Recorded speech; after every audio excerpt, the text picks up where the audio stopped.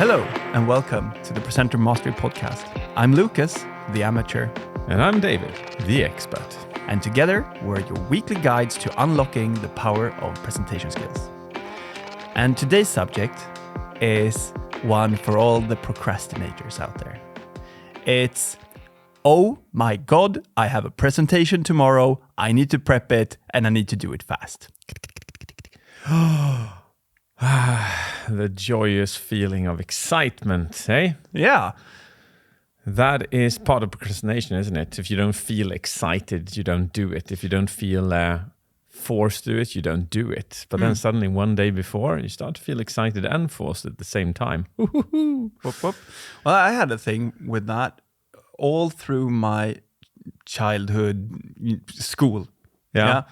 Night before, that's when I wrote the essay. Yeah. The entire thing. Yes. Wow. Every time.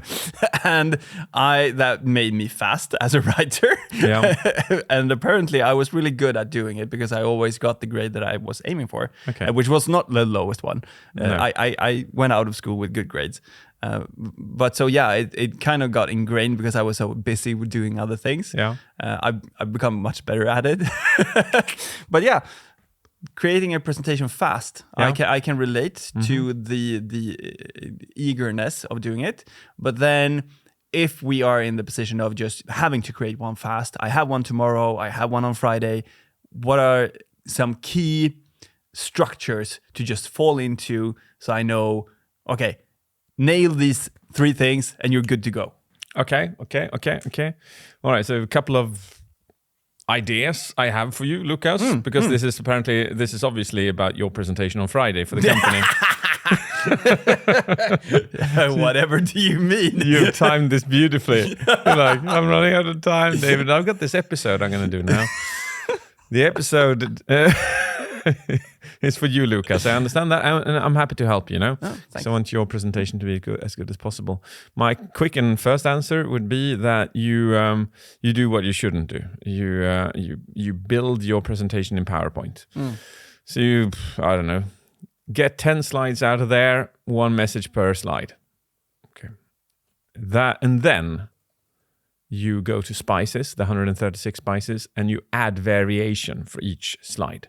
Like one variation for the first slide, which could be raise of hands. How many agree with what I'm saying here?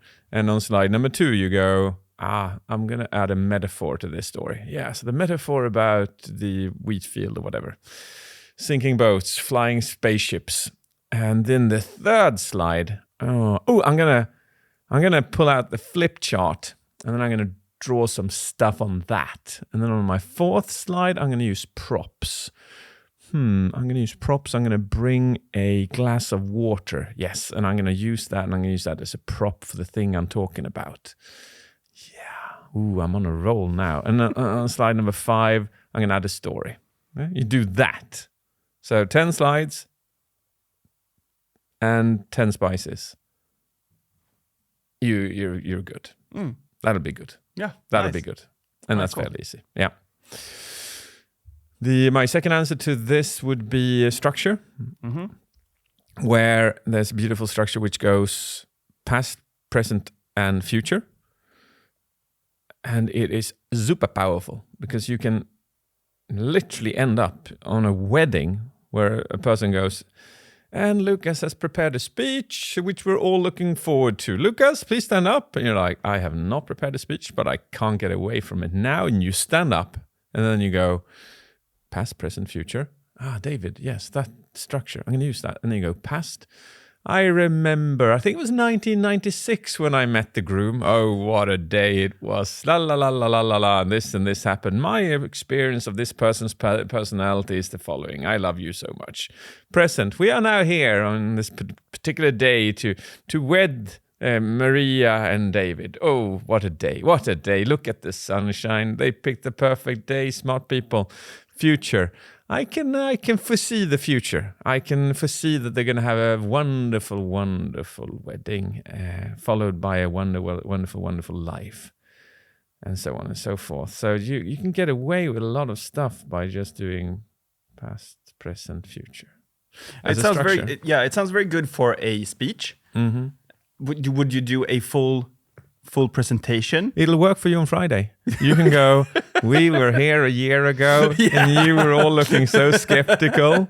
And then suddenly we're where we are at the moment and we're having a phenomenal year. Look at where we are now, you know. We have so many people enrolled in Presenter Mastery. The success is phenomenal. I can see in the future that Presenter Mastery will grow to become the legendary program, the one and only in the world.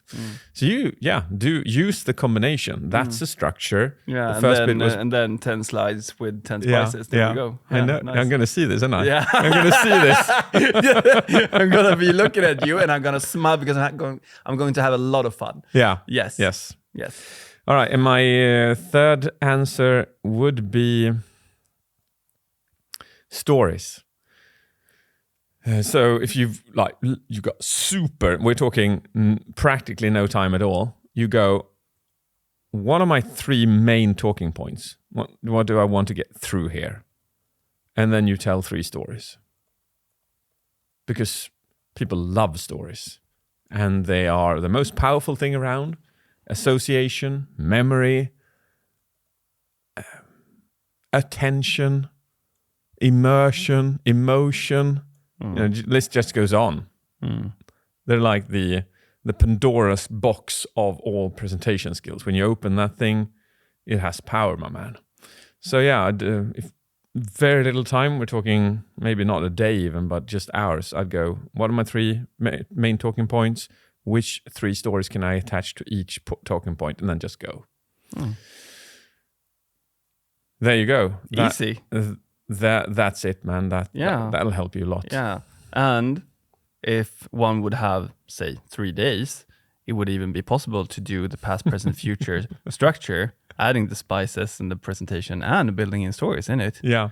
And then there you go. There's your presentation. You got it. Yeah, man. easy.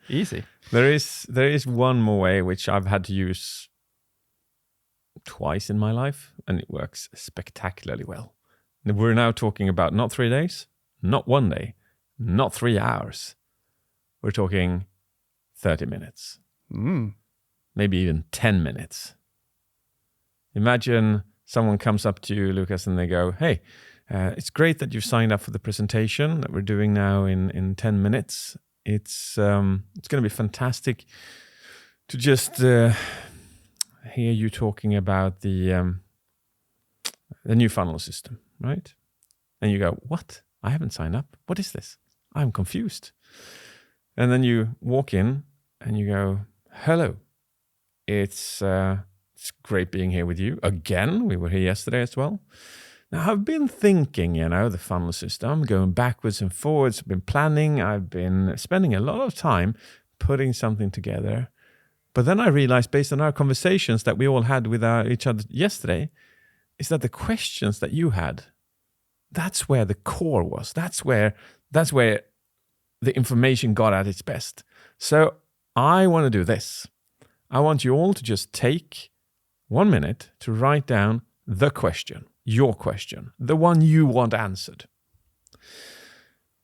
And you leave it 1 minute, and you go, all right, so we have a bunch of questions. This is the most relevant content that you're looking for. This is what I want to give you. Hit me. And then you just go boom, boom, boom, boom, boom, boom, boom. No presentation required. No, it's just a Q&A. Yes, but it's a beautiful version of it. It's a beautiful version because it wasn't supposed to be a Q&A. You just created a presentation from it. Nice. Yeah, because you said you had a presentation. You could have had a presentation. Yeah. But you said, nah, your questions are better and even more important. Then I'll inject my presentations into your questions, or my answers to your questions. It's a sneaky, beautiful way of. Well, it works, and let's hope no one ever ends up there. But yeah, if impromptu, and I guess that it is good, because say that it is a company conference and CEO, whoever was supposed to be speaking, is not cannot speak, and someone has to get in and take on the speech. Yeah, then, well, you have two choices. Either the presentation is hopefully there, so you could just do the presentation. Yeah. But if you haven't looked at it before, you don't know really what it is about, but you're really good at the subject, Yeah. then you could turn it into a Q&A. Yeah. Yeah. That is so true. I had, as I said, this has just happened to me a few times, maybe once or twice. The last time was about 5 years ago in the Netherlands. I went to the Netherlands. I landed at Schiphol, and I got into a taxi, which took me to somewhere I have no idea where it was, along the coast. I got into a boat, took me to an island, got on another taxi, went to this place. When I got there, the subject that I believed that they booked me for was not the subject I was going to deliver at all. The subject I was going to talk about was nothing that I really knew a lot about. And what they wanted was this particular subject on pitching their system. And it was just weird for me. I didn't know how to package that, and I hadn't prepared it. So I literally exactly did that, where I sat down with them and I said, there are presentations and there are presentations. Now, what I could have done is I could have sat at home, spent a bunch of time preparing a presentation that I think that you would need. Or I build a presentation based on what you want. Communication is my foundation. So what I'm thinking, I'm taking my presentation, I'm going to inject it into your questions, but I'm going to build it on your exact desires and your exact needs and nothing else. I'm not going to guess, because you'll get more out of this. And we did that. You know what? I'd say that was the best presentation I did that entire year. It was so on beat. It was so spot on. It was absolutely brilliant. Well, it sounds like a really good plan. I mean, you as a keynote speaker going out to a company, you rarely have all of the facts before. It's just one booking person that has given you some sort of brief, or maybe they just took one of your keynotes from the shelf and said, oh, this sounds good and interesting for the people. Yep. And then you basically don't know anything. You just get up and present. So in this case, you were actually able to just like, okay, what is it that you need on a very personal, granular basis? Yeah. And then being able to deliver on that. Yeah. That's really cool new take on a keynote speaker. I haven't heard that one before, but yeah. No. And by definition, keynote is the person starting or ending a day. So this method works better for the stuff in the middle of the day, because basically more of a workshop. It was supposed to be a presentation, but it turned into a workshop. But yeah, a bit more of a workshop. Still, I was able to take the question, go up on stage, and deliver it with my knowledge of a keynote. But it ended up like /workshop /keynote /Q&A. And that I don't find that suits the beginning or the end of a presentation, i.e. keynote, because those need to be refined, and their purpose is often to boost massive amounts of energy through laughter or through insights, skills, knowledge, or something like that. Yeah, key takeaways of the day. Yeah, so if you're a keynote speaker, you're absolutely, i.e. start first or start last, you're more or less expected to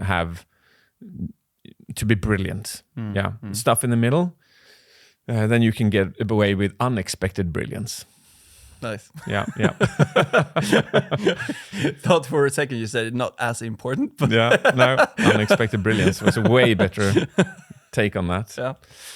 All right. There we have it. It was creating a presentation really fast, being a procrastinator. Yeah. Just use any of these tricks, you'll be good to go. Yeah, and that's why this episode is short as well, because it was about fast presentations, right? People that listen to this, they don't have time to hear us rumbling away. Go and write that presentation. Yeah, and you too, Lucas. Yes, I will. Thank you. Cheers.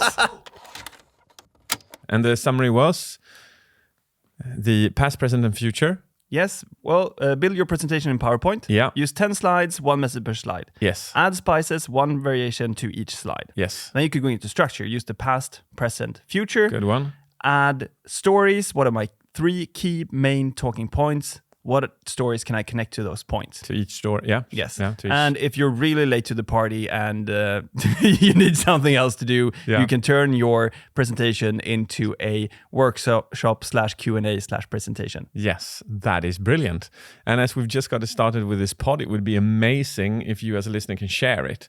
Share it on social media, LinkedIn or Instagram. Yes, grab a screenshot of the episode so we know what you're listening to. Comment, post it, tag us, Presenter Mastery, or David J.P. Phillips.